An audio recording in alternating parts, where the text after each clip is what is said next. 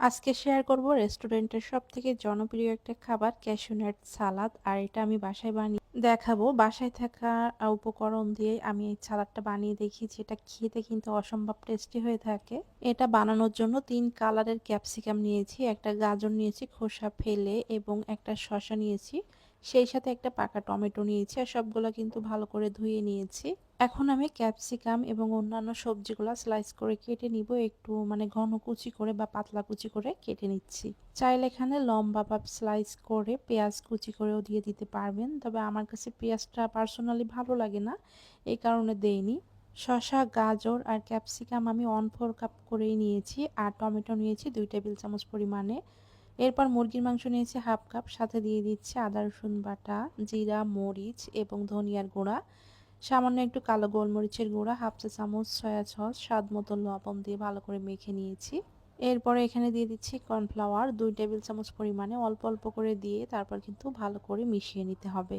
অনেকেই এখানে ডিম ব্যবহার করে, তবে আমি ডিম দেইনি, কর্নফ্লাওয়ার দিয়েই এটা হয়ে যাবে।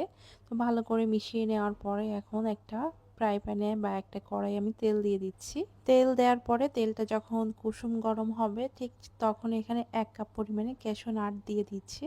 আর এটা কিন্তু লো আঁচে ভেজে নিতে হবে। এ পর্যায়ে চুলার আঁচ বেশি রাখলে বাদাম পুড়ে যেতে পারে, সেক্ষেত্রে খাওয়ার সময় তিতা লাগবে। আর যখনই এমন হালকা কালার চলে আসবে তখনই আমি নামিয়ে নিচ্ছি, বাদামগুলো উঠিয়ে নিচ্ছি। আর এরপর দিয়ে দিচ্ছি আগে থেকে কোট করে নেওয়া চিকেনগুলো এই যে একটা একটা করে দিয়ে দিতে হবে, সবগুলা কিন্তু একসাথে দেওয়া যাবে না, এতে করে কি হবে একটার সাথে আরেকটা লেগে যাবে। এখন চুলাটা মিডিয়াম টু হাই আছে রেখে চিকেনগুলো আমি ভেজে নিচ্ছি। এই চিকেনটা আরো একটু ক্রিস্পি খেতে চাইলে আপনারা 2বার করে ভেজে নেবেন, মানে একবার ভাজা হয়ে গেলে আরো একবার ভেজে নিতে পারেন। আমি একবারই ভেজে নিয়েছি। চিকেন ফ্রাই ভাজার পরে যে তেল ছিল সেখান থেকে 2 টেবিল চামচ পরিমাণে তেল দিয়েছি। এরপর গাজর দিয়ে হালকা একটু ভেজে নিয়েছি। 2টা কাঁচা মরিচ আমি কুচি করে নিয়েছি, সেটা দিয়ে দিয়েছি। ঝাল আপনারা যেমন খেতে পছন্দ করবেন ঠিক তেমনই দিয়ে দিবেন।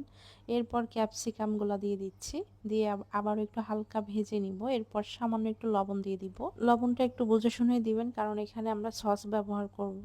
এখন দিয়ে দিচ্ছি ভেজে নেওয়া বাদাম, এরপর দিয়ে দিচ্ছি চিকেনগুলা। এরপর এখানে হাফ চা চামচ গোলমরিচের গুঁড়া, হাফ চা চামচ সয়া সস, 2 টেবিল চামচ পরিমাণে টমেটো সস, 1 টেবিল চামচ পরিমাণে হট চিলি সস। আর এই সসগুলো যেহেতু বেশ মিষ্টি, এই কারণেই এক্সট্রা চিনি দেওয়ার কোনো দরকার পড়বে না। এরপর ভালো করে এটা মিশিয়ে নিতে হবে, আর অবশ্যই চুলার আঁচটা এই পর্যায়ে হাই আঁচে রাখবেন। এরপর এখানে শসা আর টমেটো দিয়ে দিয়েছি। টমেটো কাটার সময় টমেটোর ভিতরের যে নরম অংশগুলো এগুলো কিন্তু আমি ফেলে দিয়ে তারপর কেটে নিয়েছিলাম। বেশ কিছুক্ষণ এটা আমি ভেজে নিয়েছি। এরপর এটা নামিয়ে নিব, আর নামানোর আগে উপর থেকে একটু ভাজা তিল দিয়ে দিচ্ছি, এতে করে দেখতেও ভালো লাগবে, খেতেও ভালো লাগবে। এই রমজানে ইফতারের টেবিলে কিন্তু এটা বানিয়েও খেতে পারবে।